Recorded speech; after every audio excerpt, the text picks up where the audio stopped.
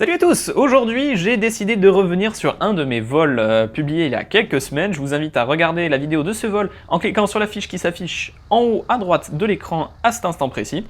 Il s'agit donc d'un vol effectué à l'arrivée d'un front en fin de journée, un front froid, qui donc s'accompagne de vents relativement violents et d'une nébulosité que l'on va voir en fin de vidéo s'approcher de Tarbes-la-Loubert.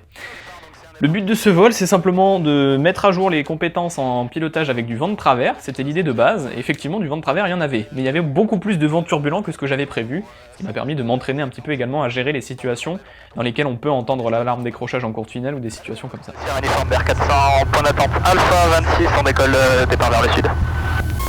À bord, on est 4, Pierre est assis en avant à droite, il s'agit d'un pilote avec peu d'heures sur nos garrots.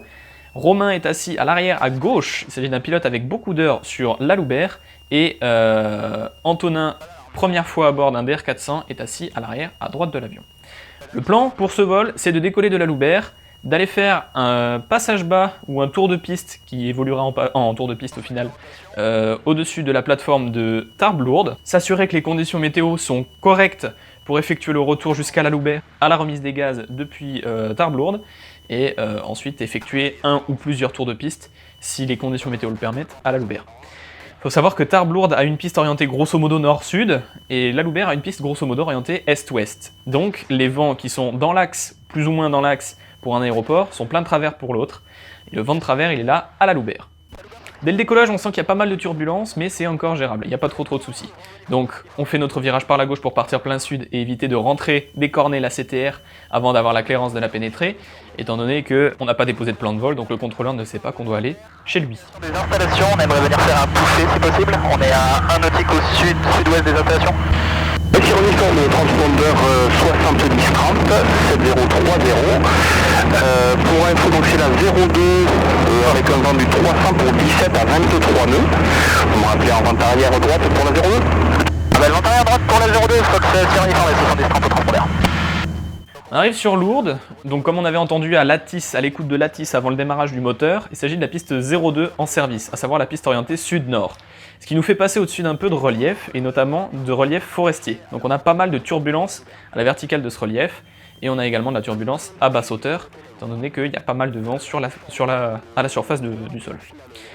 Alors là, il va se passer quelque chose de très intéressant. Je vais oublier de me reporter en finale. C'est Pierre, qui est un abonné de longue date, qui connaît mes vidéos, qui va me rappeler que justement, ma check d'approche finale, pompe préchauffe les volets, on est autorisé, n'est pas complète. Les courants verts, t'as des courants aériens qui se baladent à droite à gauche et c'est la merde. Les planeurs ils adorent ça, nous on déteste. Ça commence à tabasser par ici là. Oh, culé.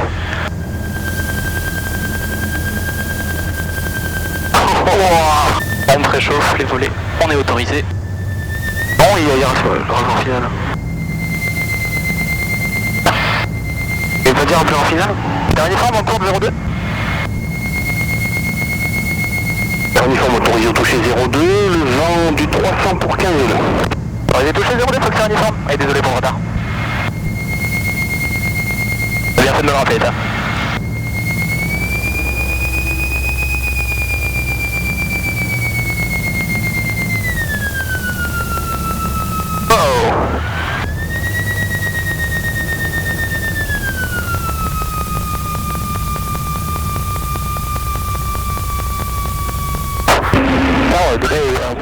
Après réflexion, il s'agit du phare d'atterrissage. Donc on a deux phares sur ce DR400, un pour le roulage, un pour l'atterrissage. Normalement je mets les deux uniquement quand je suis éclairé au décollage à l'atterrissage ou que j'ai fait mon message si je suis sur un aérodrome non contrôlé. Là j'avais donc le phare gauche pour le vol et j'avais le phare droit pour atterrissage que j'avais décidé d'utiliser, d'allumer plus précisément, dès l'étape de base pour justement pouvoir me focaliser sur le pilotage de l'avion en finale, malgré le vent de travers. Et ça m'a induit en erreur justement, puisque j'ai pensé que j'étais autorisé, et heureusement que Pierre m'a rappelé que non, sinon on aurait fait un atterrissage illégal. Alors faites attention si vous faites des manœuvres comme celles que je viens de faire, tirer sur le manche comme ça peut devenir très très grave si c'est mal effectué. Il faut faire attention à votre facteur de charge, il faut faire attention à votre vitesse de décrochage, il faut faire attention à la masse de votre avion, il faut faire attention à la puissance de votre avion, faites pas ça sur un 120 chevaux. Donc il y a énormément de choses à prendre en compte et dont il faut s'assurer avant de tirer comme un branque sur le manche après le décollage. Faites très attention au fonctionnement de votre appareil et ne faites pas ça si ce n'est pas recommandé par le manuel de vol. On passe avec la Loubert, on passe 7000 au transpondeur, donc le code VFR, et on se rapproche de l'aérodrome donc pour effectuer notre reconnaissance à la verticale de l'aérodrome, qui va révéler donc une manche à air qui est favorable pour la 26 comme pour le départ tout à l'heure, mais qui est un petit peu moins décidée, disons. Premier tour de piste, je me dis que, bon, avec un vent aussi turbulent et avec un vent aussi indéfini d'un point de vue de son orientation, on va effectuer une remise des gaz, dans tous les cas. Comme ça, ça va me permettre de tâter le terrain en quelque sorte, pour voir comment se passe l'approche, en effectuant une approche à blanc, sans vraiment avoir pour objectif d'aller me poser. En direct, avance pas, c'est incroyable. Et c'est le cas. Loubert, accélère l'effort, vers en finale 26 pour un complet. On arrive en finale, comme j'en fais le commentaire, on voit que la vitesse varie énormément et qu'il commence déjà à y avoir pas mal de turbulences, de pompes, qui sont assez brutales. Donc je tiens à préciser que oui, il y a de l'autoturbulence, oui, je bouge le manche à plusieurs reprises en surcorrection, mais il y a plusieurs occasions, il y a énormément d'occasions, la plupart plus précisément, qui sont induites par le vent et non pas par mon pilotage. Bon, une fois.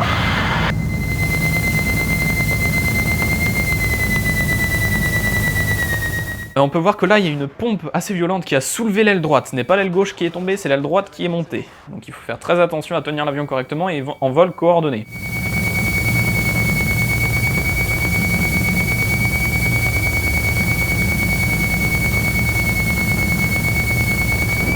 Gaz.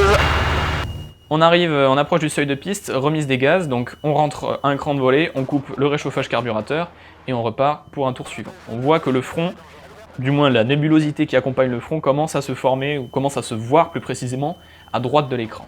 Deuxième tour de piste, là je prévois de faire un atterrissage complet. Dans tous les cas à la Loubert, si on n'a pas un instructeur à bord, il faut faire des atterrissages complets. On n'a pas le droit de faire des touchés avec remise des gaz. Donc là on se rend compte qu'on a le montant de la verrière qui est en plein sur la piste. Et c'est normal, c'est parce qu'il y a du vent de travers, donc je suis obligé de mettre le nez de l'avion vers le nord, donc vers la droite de la piste. On voit que là, l'air est beaucoup plus turbulent que sur l'approche précédente. Ici, je fais beaucoup plus attention à ma vitesse, j'essaye vraiment de la maintenir méticuleusement autour de 140 km/h. C'est beaucoup plus compliqué, puisque le vent change de direction et de force. Alarme décrochage à 140.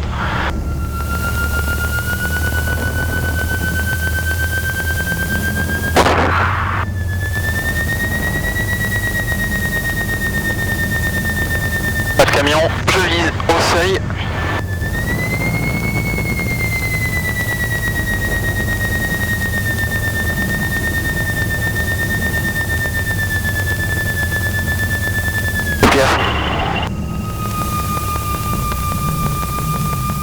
Forte turbulence jusqu'au seuil de piste, mais finalement ça se passe bien. Un arrondi un peu tardif, mais un toucher bien qu'à haute vitesse assez doux.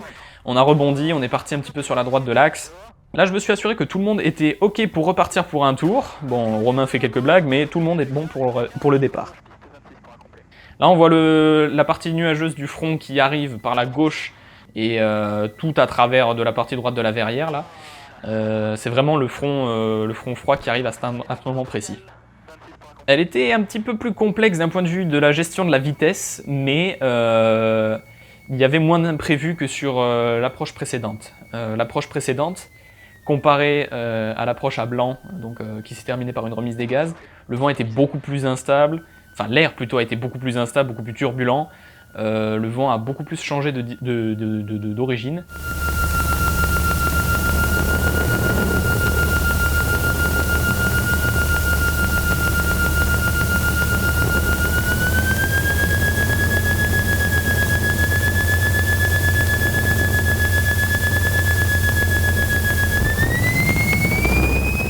Voilà, donc là on voit un moment qui est à risque, il s'agit d'un cisaillement de vent qui aurait pu mener à une remise des gaz, qui a failli mener à une remise des gaz d'ailleurs. Quand la vitesse dégringole et qu'une aile de l'avion commence à descendre assez dramatiquement comme ça, il ne faut vraiment pas hésiter à foutre plein pot et prendre son assiette de remise des gaz pour justement assurer de ne pas se retrouver dans le sol. Là, on avait encore une vitesse qui était gérable, on avait une altitude qui était suffisante pour remettre un petit peu de gaz et poursuivre l'approche, donc j'ai poursuivi l'approche. Il faut garder à l'esprit qu'à cet instant précis, je suis à 2 doigts de remettre les gaz, dans toutes circonstances.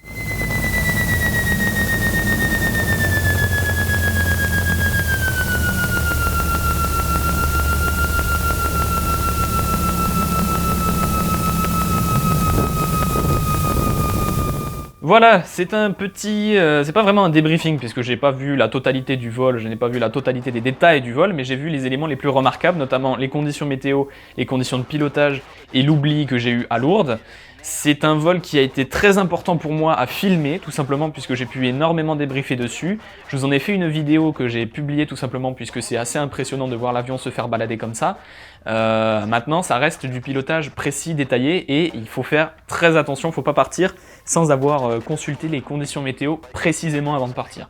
Donc là, je me suis fait un briefing météo du feu de Dieu avant de partir, avec évidemment tout ce qui concerne les cartes de temps-ci, les cartes WinTab, les METAR, les TAF, etc., etc. Mais également plusieurs applications sur mon téléphone qui me permettaient de surveiller justement l'arrivée de ce front froid et de cette sorte de nuage de vent qui l'a précédé. Donc voilà, j'espère que ce petit débriefing vous aura un petit peu servi. N'hésitez pas à me mettre des commentaires précisant ce que j'aurais pu oublier ou ce que j'ai omis, ce dont j'ai omis de parler dans cette vidéo, puisqu'il y a plusieurs éléments, plusieurs autres éléments qui auraient pu être cités, mais j'en suis déjà à plus de 10 minutes d'enregistrement, donc on va éviter de trop faire durer ça. N'hésitez pas non plus à jeter un œil à la vidéo originale dans laquelle je ne tchatche pas autant. Et dans tous les cas, je vous remercie pour le visionnage de cette vidéo et je vous invite à vous abonner pour pouvoir regarder les vidéos suivantes. Allez, à la prochaine!